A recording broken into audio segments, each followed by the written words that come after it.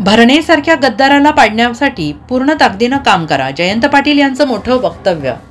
विधानसभा निवडणुकीच्या प्रचार सभेदरम्यान राष्ट्रवादी काँग्रेस शरद पवार गटाचे नेते जयंत पाटील यांनी महायुतीचे उमेदवार दत्तात्रय भरणे यांच्या बाबतीत मोठं वक्तव्य केलं आहे. भरणे मामासारख्या गद्दाराला पाडण्यासाठी पूर्ण ताकदीनं काम करा, असं आवाहन जयंत पाटील यांनी इंदापूरमधील जनतेला केलं आहे. हर्षवर्धन पाटील यांच्या प्रचारार्थ आज इंदापूर तालुक्यातील काटी या गावामध्ये जाहीर सभा झाली. या सभेला राष्ट्रवादी काँग्रेस शरद पवार पक्षाचे प्रदेशाध्यक्ष जयंत पाटील यांनी हजेरी लावली आणि यावेळी जयंत पाटील यांनी आमदार दत्तात्रय भरणे यांच्यावर हल्लाबोल केला. जयंत पाटील यांनी सांगितलं की आमदार दत्तात्रय भरणे हे गद्दार आहेत, त्यांना या विधानसभेला पाडा, असं आवाहन त्यांनी इंदापूरमध्ये केलं. तसेच येत्या 20 तारखेला सकाळी 8 वाजल्यापासून सायंकाळी 5 वाजेपर्यंत मतदानाचा मुहूर्त आहे. यात गद्दार भरणे यांना पाडा, असं आवाहन जयंत पाटील यांनी उपस्थित नागरिकांना केलं आहे. या सभेमध्ये जयंत पाटील यांनी दत्तात्रय भरणे यांच्यासोबत उपमुख्यमंत्री अजित पवार यांच्यासह महायुतीवर देखील जोरदार टीका केली आहे. देशद्रोही पण तुम्हाला चालतात, पण लाडक्या खुर्चीला सोडायचं नाही असा निकाल जर तुम्ही घेतला असेल तर तुमच्या बाबतीत निकाल घ्यायला महाराष्ट्र समर्थ आहे. हा स्वाभिमानी लोकांचा महाराष्ट्र आहे आणि तुम्ही महाराष्ट्राची फसवणूक केली ही जाणीव आता महाराष्ट्रातल्या कानाकोपऱ्यातल्या सामान्य माणसाला आहे.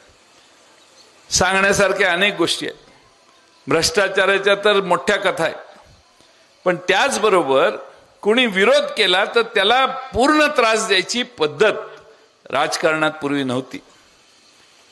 भाऊ राजकारणात होते, आमची मागची पिढी राजकारणात होती. असं कधी महाराष्ट्रात तुम्ही जुन्या माणसांनी कधी ऐकले का की ह्यांनी पार्टी सोडली की त्याच्या मागच लागायचं, त्याने सोडली तर दुसऱ्या कुणाला तरी घेऊन चालव ना तुझी पार्टी, त्याच्या मागे का लागलाय? पण ती प्रवृत्ती यांची राहिलेली नाही.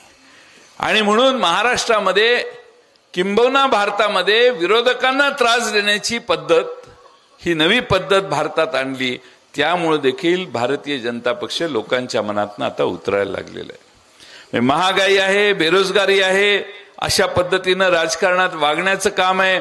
महिला सुरक्षित नाहीत हा तर मोठाच भाग आहे कथेचा, त्या अनेक उदाहरणं तुम्हाला सांगता येतील.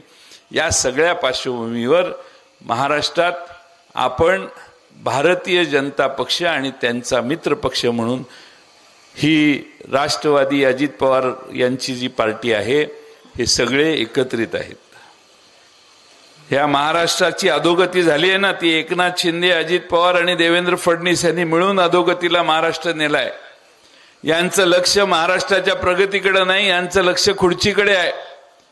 आणि त्यामुळं महाराष्ट्रात जे 2 मराठी माणसांनी उभे केलेले पक्ष आहेत ते फोडण्याचं पाप ज्यांनी केलं, शरद पवार साहेबांना फसवून पलीकडे जाऊन बसण्याचं ज्यांनी पाप केलं, त्यांना प्रायश्चित्त देण्याचा मुहूर्त 20 नोव्हेंबरला नक्की झालेला आहे. सकाळी 8 वाजल्यापासून संध्याकाळी 5 वाजेपर्यंत हा मुहूर्त आहे. जरा व्यवस्थित जावा. भरणे मामासारख्या गद्दाराला पाडण्यासाठी पूर्ण ताकदीनं तुम्ही काम करा. गद्दाराला जर सोडलं तर महाराष्ट्रातलं राजकारण विस्कटेल. पुन्हा कधीही महाराष्ट्र स्वाभिमानाने भारतात उभा राहणार नाही. महाराष्ट्र स्वाभिमानाने उभा राहायचा असेल, छत्रपती शिवाजी महाराजांचा विचार महाराष्ट्राचा काय आहे हे देशाला सांगायचं असेल तर या निवडणुकीमध्ये शरद पवार साहेबांच्या आशीर्वादाने जे आमचे उमेदवार आहेत तो प्रत्येक उमेदवार विजयी करायचं काम आपण सगळ्यांनी केलं पाहिजे. आपण छत्रपती शिवाजी महाराजांचे मावळे आहोत ते कधी आयुष्यात विसरू नका. आणि म्हणून गद्दाराला प्रायश्चित्त आपल्याला करायचंच आहे. Bureau report, SBN Marathi.